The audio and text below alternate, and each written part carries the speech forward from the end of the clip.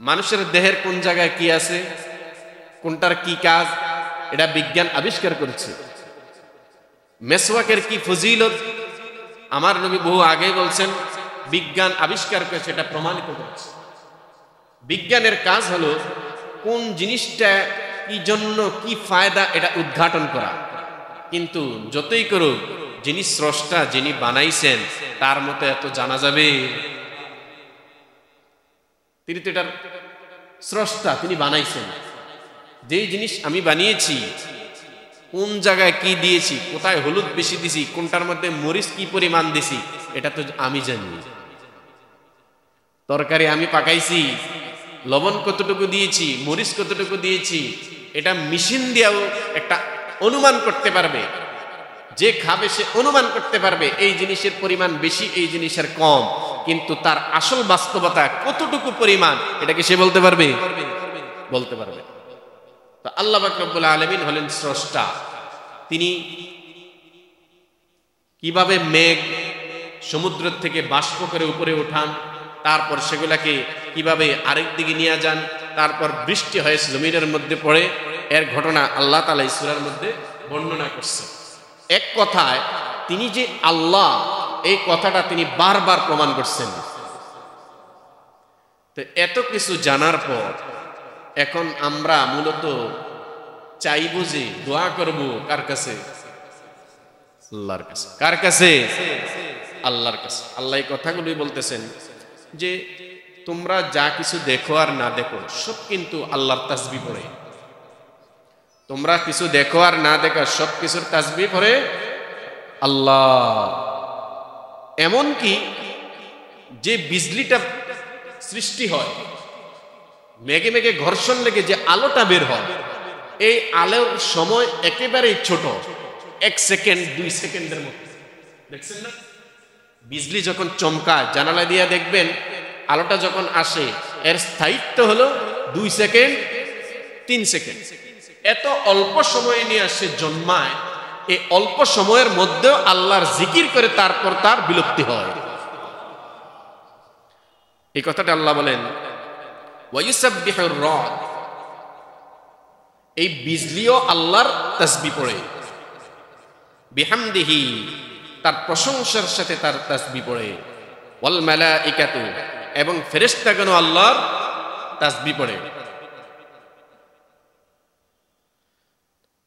সবকিছু আল্লাহর তাসবিহ পড়ে, যদিও আমরা বুঝি না, তাদের ভাষা আমরা বুঝি না। এত কিছু বলার পর আল্লাহ পাক রব্বুল আলামিন বলতেছেন লাহু দাওয়াতুল হক, মূলত তিনার কাছেই তো, তিনিই তো দোয়া চাওয়ার উপযুক্ত। দোয়া তো তার কাছে করারই উপযুক্ত, তিনার কাছে দোয়া চাওয়াটাই হলো আসল, এটাই হক। তোমরা তার কাছে চাইবে না, কার কাছে চাইবে? লাহু দাওয়াতুল হক। তা আমরা তো আল্লাহর কাছে দোয়া করি, আলহামদুলিল্লাহ। আমরা দোয়া করি কার কাছে? আল্লাহর কাছে। আমরা চাই কার কাছে? আল্লাহর কাছে। কিন্তু বেঈমানরা কার কাছে চায়? মূর্তির কাছে। কার কাছে চায়? মূর্তির কাছে, তাদের দেবতার কাছে। আল্লাহ এই কথাটাই বলতেছেন والذين يدعون من دونه لا يستجيبون لهم بشيء والذين يدعون من دونه, তারা আল্লাহ ছাড়া যার কাছে দোয়া করে, যার কাছে চায়, লা ইস্তাজিবুনা লাহুম বিশাই, তারা তো জিন্দেগিতেও তাদের সেই দোয়ার জবাব দিতে পারবে না। মৌত, একেবারে জন্ম থেকে নিয়ে মৌত পর্যন্ত শুধু তাদের কাছে চাইতেই থাকে, তারা তার কোনো জবাব দিতে পারবে? আল্লাহ পাক রব্বুল আলামিন বলেন, হে মানুষ, আল্লাহকে ছাড়া তোমরা যার কাছে চাও, তারা কিন্তু কোনো রকমের কোনো জবাব দিতে পারবে না, সেই যোগ্যতা তাদের নাই। ইল্লা কাবাসিতি কাফাইহি ইলাল মাই লিয়াবলুগা ফাহু ওয়া মা হুয়া বিবালিগি, যারা আল্লাহকে বাদ দিয়ে অন্যর কাছে চায়, তাদের একটা দৃষ্টান্ত আমরা আল্লাহ দিতেছেন। আল্লাহ পাক রব্বুল আলামিন বলেন, এক জায়গার মধ্যে একটা কূপ আছে। আগে তো কূপের পদ্ধতি ছিল, কূপ। একটা জায়গার মধ্যে একটা কূপ আছে, কূপের মধ্যে পানিও আছে। কোন ব্যক্তি যদি পানি তৃষা নিয়ে কূপের কাছে যায়, যাওয়ার পর সে পানিকে বলে, পানি আমার মুখ পর্যন্ত চলে আসো, পানি আমার মুখ পর্যন্ত চলে আসো। সারা জিন্দিগি ভর যদি পানিকে বলতে থাকে, পানি আমার মুখ পর্যন্ত চলে আসো, দুইটা হাত প্রসারিত করে বারবার যদি বলে, পানি আমার মুখ পর্যন্ত চলে আসো, এই পানি জিন্দিগি ভর ওর মুখের মধ্যে আসবে নাকি? আসবে? আসবে না। এটা জিন্দিগিতে আসার মতো না। এই কথা মাওলা কারীম বলেন, তোমরা যার কাছে আল্লাহ ছাড়া অন্য কিছু অন্যের কাছে যাদের কাছে দোয়া করতেছ, যেই মূর্তির কাছে দোয়া করতেছ, ওই মূর্তির অবস্থা হলো এরকম পানির মতো। পানি যেরকম সারাদিন পানির কাছে চিল্লাইয়া যদি বলো, পানি আমার মুখে আসো, পানি আমার মুখে আসো, পানি যেরকম তোমার মুখে আসবে না। যাদের কাছে আল্লাহকে বাদ দিয়া দোয়া করতেছ, চাইতেছ, তাদের কাছে সারা জিন্দেগি চাইলেও তারা তোমার কোনো কথা শুনবে না। শুনবে? আল্লাহ কি কায়দা করে মেসালটা দিছেন, ইল্লা কাবাসিতি কাফাইহি ইলাল মা, দুইটা হাত প্রসারিত করে পানির দিকে, লিয়াবলুগা ফাহু, চাইতে থাকে যাতে পানি তার মুখের মধ্যে চলে আসে। ওমা হুয়া বিবালিগি, এই পানি কিয়ামত পর্যন্ত তার মুখে আসার মতো না। ওয়ামা দুআউল কাফিরিনা ইল্লা ফি দালাল, কাফেররা যাদের কাছে চাইতেছে এগুলা ভাউতাবাজি ছাড়া আর কিছু, নিষ্ফল, এগুলা চাইয়া কোনো লাভ নেই। এবার আল্লাহ পাক রব্বুল আলামিন বলেন, আসমান জমিনের মধ্যে যা আছে সব কিছু আল্লাহর সিজদা করে। সুবহানাল্লাহ। আসমানের মধ্যে যা আছে আল্লাহর সিজদা করে, জমিনের মধ্যে যা আছে আল্লাহর সিজদা করে। সব প্রাণী, সব মাখলুক আল্লাহর। এই চন্দ্র সূর্য কার সিজদা করে? তাওআন ওয়া কারহা, ইচ্ছাকৃতভাবে হোক অথবা অনিচ্ছাকৃতভাবে হোক। মুসলমান যারা, তারা তো ইচ্ছাকৃতভাবেই আল্লাহকে সিজদা করে। আর বেঈমান যারা, ওরা যদি আল্লাহকে ইচ্ছাকৃতভাবে সিজদা নাও করে, কিন্তু অনিচ্ছাকৃতভাবে তাদের দেহের সব জিনিসগুলো আল্লাহর সিজদা করে। আল্লাহ মানুষ সৃষ্টি করছেন, মানুষ হাঁটবে দাঁড়ায়া, আর গরু হাঁটবে শুয়া, সাপ হাঁটবে শুয়া। তো মানুষ হলো দাঁড়ায়া হাঁটে। এই দাঁড়ায়া কি শুধু মুসলমানই হাঁটে? আবু জেহেল হাঁটে নাই? ট্রাম হাঁটে না? মোদি হাঁটে না? শুয়ে হাঁটে না, দাঁড়ায়া হাঁটে। এই দাঁড়ায়া হাঁটার জন্য সৃষ্টি করছেন কে? আল্লাহ। সুতরাং তার বডিটা, তার দেহটা আল্লাহর কথাই মানতেছে। এই ট্রাম্পের দেহটা কার কথা মানতেছে? আল্লাহর কথা মানতেছে, কিন্তু সে আল্লাহর কথা মানে। আল্লাহ তাআলা এই কথাই বলতেছেন, তাওআন ওয়া কারহা, ইচ্ছাকৃতভাবে কেউ সিজদা করে মানে, আর ইচ্ছাকৃতভাবে কেউ, অনিচ্ছাকৃতভাবে কেউ সিজদা করে, কিন্তু আল্লাহর আনুগত্য না করে কোনো রাস্তা নাই। ওয়াজিলালুহুম বিল গুদুবি ওয়াল আসাল, এবং তাদের ছায়াগুলো আল্লাহর সিজদা করে। মানুষের ছায়াগুলো আল্লাহর সিজদা করে। এই তাফসীরের মধ্যে এসেছে যে মানুষের দেহের কিন্তু ছায়া আছে, আছে না? ছায়াটা কখনো বড় হয়, কখনো ছোট হয়। তো তাফসীরের কিতাবে এসেছে, এই যে ছায়াটা বড় হচ্ছে, এই যে ছোট হচ্ছে, এই ছায়াটা এটা কার কথা মেনে? আল্লাহ। আল্লাহ আদেশ করতেছেন বড় হও, এই জন্য বড় হয়। আল্লাহ আদেশ করতেছেন ছোট হও, এই জন্য ছোট হচ্ছে। সুতরাং এই ছায়াও কার কথা মানতেছে? আল্লাহ। ওয়াজিলালুহু, এবং মানুষের ছায়াগুলো আল্লাহর কথা মানে, আল্লাহর সিজদা করে। হে নবী, কুল মান রাব্বুস সামাওয়াতি ওয়াল আরদ, আপনি তাদেরকে বলুন, তাদের কাছে প্রশ্ন করুন, মান রাব্বুস সামাওয়াতি ওয়াল আরদ, আসমান জমিনের রব কে? কুল, নবী বলুন, মান রাব্বুস সামাওয়াতি ওয়াল আরদ, আসমান জমিনের রব কে? কুলিল্লাহ, বলে দেন আসমান জমিনের রব হলেন আল্লাহ।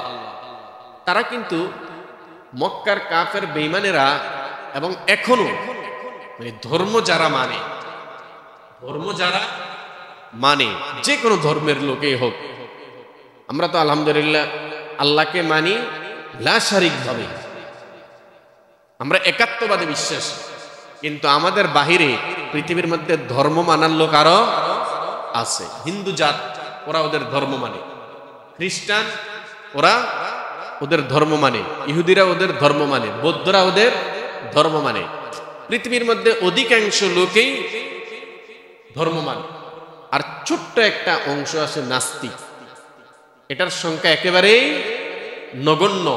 বাংলাদেশে 18 কোটি লোক আছে, 18 কোটি লোকের মধ্যে আপনি 10,000ও পাবেন না নাস্তিক। সকলকে দেখবেন কোনো না কোনো ধর্ম বিশ্বাস করে, স্রষ্টাকে বিশ্বাস করে, যে আমাকে কেউ সৃষ্টি করে নাই এই কথা কেউ বলবে না। এটা আপনি গোটা বাংলাদেশের মধ্যে হাতে গোনা কয়েকজন পাবেন। হিন্দুদেরকে আপনি যদি জিজ্ঞেস করেন তোমার স্রষ্টা আছে না, বলবে 100 বার আছে।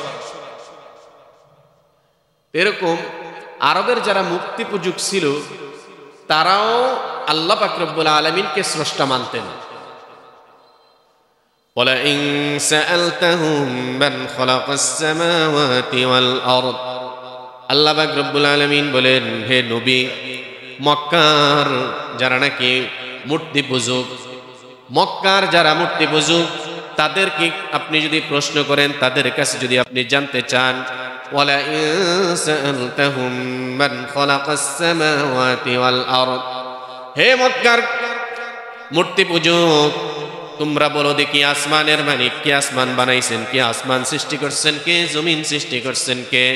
নবী হে, আপনি দেখতে পাবেন তারা বলবে লা ইয়াকুলুন্নাল্লাহ, তারা বলবে আসমান আর জমিনের স্রষ্টা হলেন আল্লাহ। আপনি যদি মূর্তি পূজকদেরকে জিজ্ঞাসা করেন আসমানের স্রষ্টাকে, জমিনের স্রষ্টাকে, আপনি দেখবেন তারা বলবে আসমান আর জমিনের স্রষ্টা হলেন আল্লাহ। তারা আল্লাহ তাআলাকে স্রষ্টা মানে। এখানে আমাদের সাথে ওদের সাথে মিল আছে, কিন্তু এরপরে আইসা তারা ভাগ হয়ে গেছে। আমরা মনে করি সমস্ত সর্বময় ক্ষমতার মালিক হলেন আল্লাহ। গণতন্ত্রে যারা বিশ্বাসী, গণতন্ত্রে যারা বিশ্বাসী, ওদের চিন্তা চেতনা হলো যে সব ক্ষমতার মালিক হলো জনগণ। এটা একটা কুফরি মতবাদ। ক্ষমতার মালিক কে? এই দল আর সেই দল না, গণতন্ত্রের থিওরি এটা। শুধু ইসলামী রাজনীতি যারা করে তারা মনে করে সর্বময় ক্ষমতার মালিক হলেন আল্লাহ, আর সব দল, অন ইসলামিক দল যা আছে এখানে এসেই তারা কুফরি মতবাদে বিশ্বাস।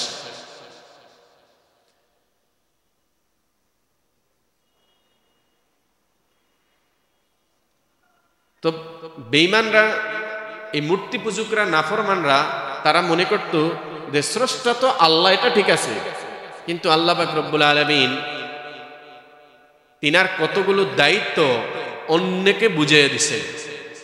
যেরকম খাদ্যের ব্যাপার একজনকে দিয়েছেন, সুস্থতার ব্যাপারে একজনকে দিয়েছেন, অর্থের ব্যাপার একজনকে দিয়েছেন। এরকম ক্ষমতা আল্লাহ তাআলা বিভিন্ন মাখলুকাতের উপর ছেড়ে দিয়েছেন। এটা হলো তাদের বিশ্বাস। এখন এই জন্য তারা ওই মাখলুকাতের পূজা করে, যেন করে ওই মাখলুকাতগুলো হাসরের ময়দানে তাদের জন্য সুপারিশ করে। যেন আমার রিজিকের দরকার, তো যাকে রিজিকের দায়িত্ব দেওয়া হয়েছে তাদের ধারণা তার কাছে গিয়া পূজা করে যে আপনি আমার রিজিকের মধ্যে বরকত দান করুন। আমি অসুস্থ, মূর্তির কাছে গিয়া সুস্থতা চাইতেছে, তার ধারণা আল্লাহ তাআলা ওই মূর্তিকে সুস্থ করার যোগ্যতা দান করছে। এখানেই হলো তাদের সমস্যাটা। আল্লাহ পাক রব্বুল আলামিন বলেন, কুল আফাত্তাখাযতুম মিন দুনিহি আউলিয়া লা ইয়ামলিকুনা লিআনফুসিহিম নাফআন ওয়ালা দাররা, তোমরা কি এই ধারণা করতেছো আল্লাহ ছাড়া তাদেরকে তোমরা অভিভাবক হিসেবে ধরতেছো, অভিভাবক বানাচ্ছ আল্লাহকে ছাড়া ওই সমস্ত জিনিসগুলোকে? লা ইয়ামলিকুনা লিআনফুসিহিম নাফআন ওয়ালা দাররা, আল্লাহ বলেন আরে সে তোমার উপকার করবে তো দূরের কথা, তোমার রিজিক বাড়াবে তো দূরের কথা, তোমাকে সুস্থ করবে তো দূরের কথা, হাসরের ময়দানে তোমার পক্ষে সুপারিশ করবে তো দূরের কথা, সে নিজের ভালো মন্দের তো খবর নাই। লা ইয়ামলিকুনা লিআনফুসিহিম নাফআন ওয়ালা দাররা, সে তো নিজের উপকারও করতে পারে না, নিজের ক্ষতি করতে পারে না, সুতরাং সে তোমার কিভাবে উপকার করবে? এটা হলো একটা যুক্তি।